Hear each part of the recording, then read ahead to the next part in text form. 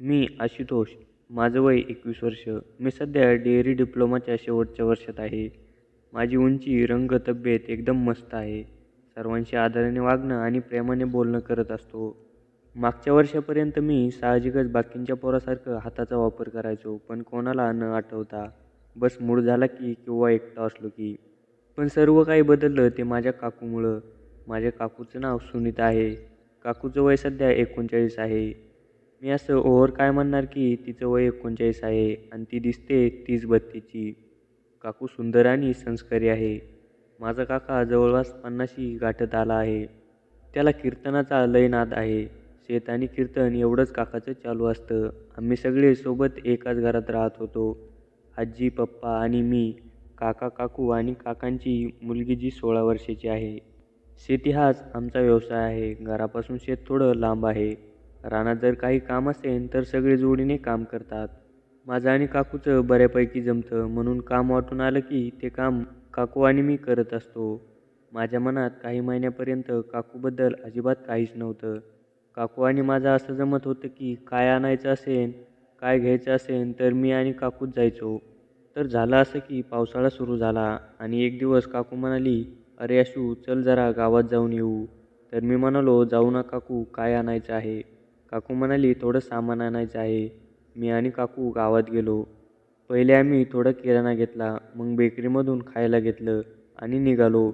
निघताना काकू म्हणाली, "आशू, जाताना कपड्याच्या दुकानाकडे चल."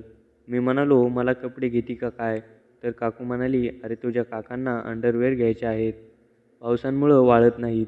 तुला काय घ्यायचं असेल तर घे." मी म्हणालो, "नाही गं," असंच बोललं. आम्ही कापड बाजारात गेलो. एका ठिकाणी गाडी पार्क केली आणि कपड्याच्या दुकानात गेलो. काकाला अंडरवेअर घेतल्या आणि दुकानातून बाहेर पडलो. बाईककडे जात असताना लेडीज कपड्याचं दुकान दिसलं आणि काकू म्हणाली, "हे आशू, जरा त्या दुकानात जायचं आहे." मी म्हणालो, "हा, जाऊन ये, मी आहे इथेच." तर काकू म्हणाली, "चल ना, एवढ्या पिशव्या एकट्या कशा सांभाळणार मी?" मी म्हणालो, "अगं, ते लेडीज दुकान आहे." तर काकू म्हणाली, "तू काउंटरवर थांब." मी बरं म्हणालो. मी आणि काकू त्या लेडीज दुकानात गेलो. काकू आत गेली आणि मी काउंटरपाशी थांबलो. मोबाईल काढून मोबाईल पाहायला लागलो. मला नजर वरती करू वाटत नव्हती, म्हणून मी मोबाईल बघत होतो. कारण सगळीकडे महिलांचे आतले कपडे असं अडकवले होते. आता किती पण काही केलं तर नजर किती वेळ लपवणार होती. म्हणून मी ते पाहण्याचं ठरवलं आणि नजर वर केली. तर सरळ नजर काकू जिथे उभं होती तिथे गेली आणि नजर पण अशा वेळी गेली की काकू ते धरून बघत होती की तिला बरोबर कापड येतात का. कदाचित ती तिच्या मुलीला ते कापड घेत होती, कारण ती फुल कापड होती. मग असंच मी चोरून चोरून बघत होतो.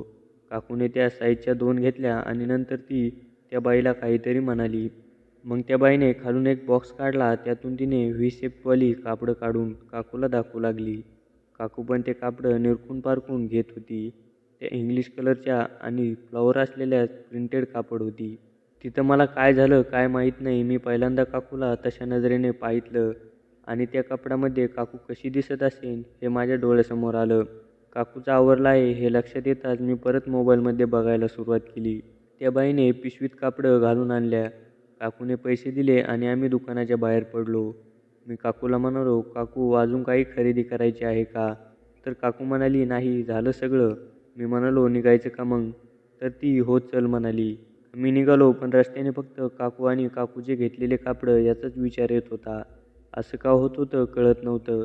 आम्ही 3 वाजता गेलो होतो तर 4:30ला घरी आलो. असं मी माझ्या रूममध्ये गेलो आणि गुगलला वेगवेगळ्या कलरचे कापडं सर्च केल्या. मी आता त्या कापडामध्ये काकूला पाहत होतो, जशी की माझ्यासमोर उभा आहे. त्या दिवशी थोडक्यात मी काकूच्या नावाचा वापर केला होता. रात्री सगळे जेवण करायला बसलो. आता माझं लक्ष नुसतं काकूवर होतं. तिच्या कोणत्या बागचं दर्शन होईल हे बघत होतो, पण तसं काही दर्शन झालं नाही. जेवण झाल्यावर थोडं फिरून आलो आणि रूममध्ये गेलो आणि नेटवर काकू एवढं सर्च केलं तर खूप सारे कथा आणि व्हिडिओ आले. मी जवळपास रात्री 3 वाजेपर्यंत ते वाचलं. सकाळी 5 वाजता उठायचं असतं. इथं तुम्हाला सांगायचंच राहिलं की आमच्याकडे 8 गाया आहेत आणि त्यांची सकाळची दूध काढण्याची पाळी माझी आणि काकूची असते आणि रात्री पप्पा आणि काका. मी 5चा अलार्म लावलेला असतो, पण रात्री जागरण झालं होतं म्हणून मला जाग आली नाही. तर काकू मला उठवायला आली. दार वाजवून तिने मला उठवलं. मी डोळे चोळत दार उघडलं आणि काकूबरोबर गोठ्यांकडे निघालो. डोळ्यावर झोप होती, पण काकूला पाहून झोप उडाली. गायांना वैरण टाकून झाली आणि आम्ही धारा काढायला बसलो. गाईच्या एका बाजूला काकू आणि दुसऱ्या बाजूला मी. दूध काढताना माझं सगळं लक्ष काकूवरच होतं. जसं धार काढून झाली आणि काकू उठली आणि उठताना पुन्हा एकदा तिला पाहिलं.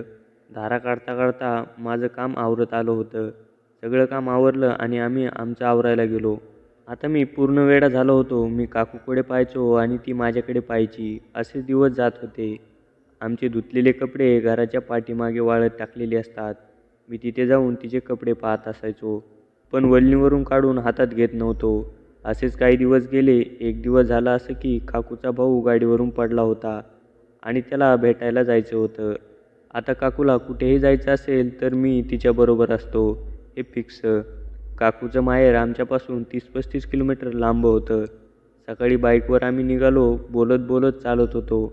बोलता बोलता काकूचं घर आलं. काकू सगळ्यांना भेटली. गप्पा झाल्या, जेवण झालं. मग आम्ही 5 वाजता निघालो. आभाळ आलं होतं म्हणून लवकर घर गाठायचं होतं. घराच्या जवळजवळ आल्यावर पाऊस लागला. मी आणि काकू थोडे भिजलो होतो. 2 दिवस आमचं नॉर्मल रुटीन चालू होतं. पण या 2 दिवसात काकू माझ्याकडे आणि मी काकूकडे बघताना दोघांकडून एक स्माईल पास व्हायची. एका दिवशी झालं असं की आई रानातून आली आणि म्हणाली, "अरे आशू, गुरांना मका आणायला गेल्यावर काकूला घेऊन ये." मी म्हणालो, "तुझ्याबरोबर का नाही आली?"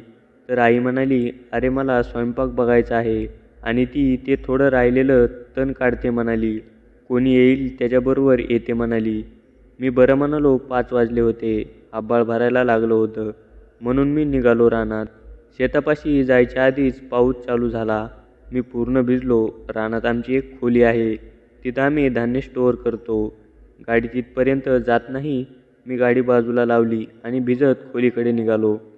शेतात मला काकू दिसली नाही. मी पळत खोलीपाशी आलो तर खोलीबाहेर मला काकूची चिखलाने भरलेली चप्पल दिसली. म्हणजे काकू आत होती. दरवाजाकडे जाताना पहिले खिडकी लागते. खिडकी थोडीशी तुटलेली आहे. खिडकीतून डोकावून बघितलं तर असं करंट लागल्यासारखं झालं. धान्याच्या गोण्याला टेकून कोपऱ्यात काकू खाली बसली होती. मी पावसाने भिजलो असलो तरी कामापुरता मी गरम झालो होतो. तिला वाटलं असेल की आता पावसात कोण येणार नाही. पण ऐन मोक्याला मी तिथे पोहोचलो होतो आणि काकूला विचारलं, "काकू, हे काय करत होती तू?" काकू गप्प झाली. तिला कळालं की मी पाहिलं आहे. काकूला काय बोलावं हे कळत नव्हतं. काकू खाली बसली पोत्याला टेकून. मी जाऊन तिच्यासमोर बसलो. काकू नजरवर करत नव्हती. मी काकूचे दोन्ही हात हातात घेतले आणि विचारलं, "काकू, अगं काय करत होती तू? माझ्या जागी दुसरं कोण आलं असतं तर काय झालं असतं?" काकू काय बोलत नव्हती. मान खाली घालून होती. मी म्हणालो, "काकू बोल ना, तू मला पुतण्या मानते की मित्र?" तरी काकू काय बोलना. मी उठून निघायचं नाटक करायला लागलो आणि काकूने हात पकडला आणि "बस इथे" म्हणाली. उठू दिलं नाही आणि म्हणाली, "तुला तर माहीत आहे ना, तुझ्या काकाचं खूप वय झालं आहे आणि आता त्यांना हे करणं शक्य नाही. आता तूच सांग मी काय करणार मग? मला याशिवाय दुसरा काही पर्याय नाही." तर मी काकूला म्हणालो, "मी असताना तुम्ही काळजी करायची गरज नाही. मी ते काकांपेक्षा चांगल्या पद्धतीने करू शकतो. तुम्ही फक्त मला एक संधी द्या." तर काकू म्हणाली, "तू माझा पुतण्या आहेस आणि माझ्यापेक्षा लहान पण आहेस. तुझ्यासोबत हे नको वाटतं." तर मी म्हणालो, "यात काय काकू आणि काय पुतण्या? आणि यासाठी वयाची काही अट नाही. तुम्हाला पण गरज आहे आणि मला पण." तर तिने माझा हात धरला आणि पहिलं पाऊल उचललं. मी तिचा हा पुढाकार पाहून फारच उत्साहामध्ये आलो आणि माझे प्रयत्न फारच गतीने करू लागलो. आता ती माझ्या प्रयत्नात पुरेपूर प्रतिसाद देत होती आणि आम्ही फार दूरवर जाऊन पोहोचलो आणि संपूर्ण खोलीत तो न ऐकलेला आवाज येत होता. ती म्हणाली, "तू मला आज जी खुशी देत आहेस ती मी कशीच विसरू शकत नाही आणि आज मला इतका आनंद होत आहे की मी सांगू शकत नाही." आता आम्ही त्या गोष्टी पूर्णपणे जुळून गेलो होतो. आमचा श्वास जड होऊ लागला होता. कोणी शांत राहण्यास तयार नव्हते. पण आता फार वेळ निघून गेला होता आणि आम्हाला थांबणे महत्त्वाचे वाटले. त्यानंतर आम्ही काही वेळ त्याच अवस्थेत स्वतःला रोखून फक्त डोळ्यांनी त्या विलक्षण प्रेमाचे आनंद घेऊ लागलो. त्यानंतर मी तिला कधीही काकांकडे जाण्याची गरज पडू दिली नाही.